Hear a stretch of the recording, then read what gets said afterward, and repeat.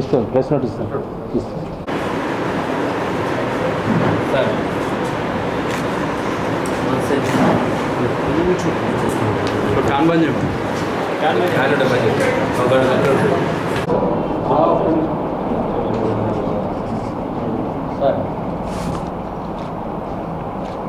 తేదీ 16/4/2019 రోజున దాదాపు 11 గంటల ప్రాంతంలో 11 గంటల నుంచి 11:30 ప్రాంతంలో మన అరవింద్ నగర్ జగిత్యాల్లో 15th ward counsellor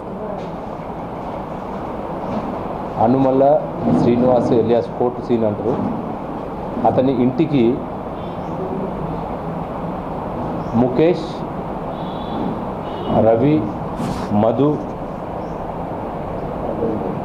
and Rajender, ఇంకో కిరణ్ అని ఉన్నారు. వీళ్ళు పోయినారని దాంట్లో దరఖాస్తు ఇవ్వడపోయి కోర్టు సీన్ని బయటకు రమ్మని ముఖేష్ పిలిస్తే బయటకు రాగానే అతని దగ్గర ఉన్న కత్తి తీసుకొని పొడవగా కింద పడిపోతే ఇంకో ముగ్గురు పోయి కత్తులతో వాళ్ళ దగ్గర ఉన్న కత్తులతోటి అతని పొడవుగా రక్తగాయాలు అయితే గవర్నమెంట్ హాస్పిటల్కి అంటే చనిపోయాడు అని పడిపోయాడని అనుకొని వాళ్ళు పారిపోవడం జరిగింది. అతన్ని గవర్నమెంట్ హాస్పిటల్లో తీసుకొచ్చి ఫస్ట్ ఎయిడ్ చేసి అక్కడి నుంచి సిటీ స్కాన్ తీసుకెళ్ళి మళ్ళీ ఒక సర్జన్ దగ్గర వేస్తే అతను ఇప్పుడు ట్రీట్మెంట్ తీసుకుంటున్నాడు. దీంట్లో ఇవాళ 4 అరెస్టు చేయడం జరిగింది.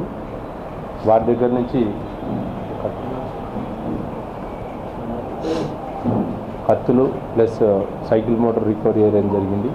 దీంట్లో 4 ఇన్వాల్వ్ అయినారు. దాంట్లో బోగోజు ముఖేష్ కన్నా, పర్లెర్ల మధు, గొల్లపల్లి రవికుమార్ అండ్ జటంగుల రాజేందర్. ఈరోజు వీళ్ళని 4 అరెస్ట్ చేస్తూ ఉన్నాము. ఇంకో అతని మీద ఇన్వెస్టిగేషన్ నడుస్తుంది. ఉన్నది లేనిది చూసి మళ్ళీ అతన్ని యాక్షన్ తీసుకోవడం జరుగుతుంది. సో ఈ ముఖేష్కు కోర్టు సీను, ఈ ముఖేష్ కోర్టు సీనుకు ఇంతకుముందు అనుచరుడు. వీళ్ళు ఒకటే పార్టీలో పనిచేయడం జరిగింది.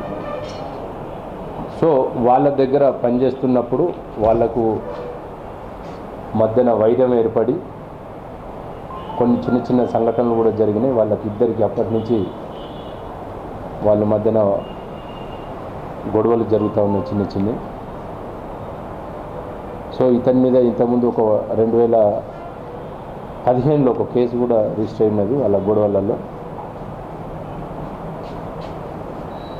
ఈ మధ్య కాలంలో ఇతన్ని ఏదో ముఖేష్ కన్నా ఇక్కడ టౌన్ ప్రెసిడెంట్గా ఒక పార్టీలో టౌన్ ప్రెసిడెంట్గా పనిచేస్తూ ఉంటే తీసేయడం జరిగింది. అది ఈ కోర్టు సీనే తీసేసిండు అనే నెపంతో, ఆ అనుమానంతో ఇతను చేయబట్టి నా పదవి పోయిందనే ఉద్దేశంతో అది మనసులో పెట్టుకొని వాళ్ళ ఫ్రెండ్స్ని పిలుచుకొని ఆ రోజు ఎట్లన్నా చంపాలనే ఉద్దేశంతో ఇంటికి పోయి బయటకు పిలిచి కత్తిపోట్లు గొడవగా అతనికి ఒకటి సంకల, 2 తలపైన, ఒకటి ఈ పక్కటెంకలల్లో గాయాలని. సో ఇప్పుడు అతను సేఫ్ ఉన్నాడు. వాళ్ళ మీద ఇప్పుడు అటెంప్ట్ మర్డర్ కేసు పెట్టి మేము ఇప్పుడు కోర్టు పంపుతున్నాం. వాళ్ళ దగ్గర వాళ్ళు వాడిన ఈ 4 కత్తులు రికవర్ చేయడం జరిగింది. అరెస్ట్ చేసిన ఈ 4 ఉన్నారు. వాళ్ళ మీద షీట్లు కూడా ఓపెన్ చేయడం జరుగుతుంది. షీట్స్ ఇంతకుముందు ఉన్న కేసులు అవి ఇవి పరిశీలించి ఒకవేళ ఇంతకన్నా ఎక్కువ కేసులు ఉంది, దీంట్లో ఇన్వాల్వ్ అయిన తర్వాత ఇంకా ఒకరికి ఉన్నట్టు తెలుస్తూ ఉంది.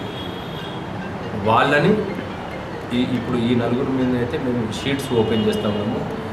ఇంకోసారి జగిత్యాల పట్టణంలో ఎవరైనా ఇలాంటి సంఘటనలకు పాల్పడితే తప్పకుండా చట్టరీత్యా చర్యలు తీసుకోవడం పడుతుంది. వాళ్ళ మీద రౌడీ షీట్లు ఓపెన్ చేయడం జరుగుతుంది.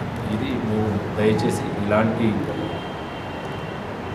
అవాంఛనీయ సంఘటనల తలదూర్చి అనవసరంగా మీ జీవితాలు నాశనం చేసుకోవద్దని ఈ తాగిన మైకంలో ఇదంతా చేసడం జరిగింది.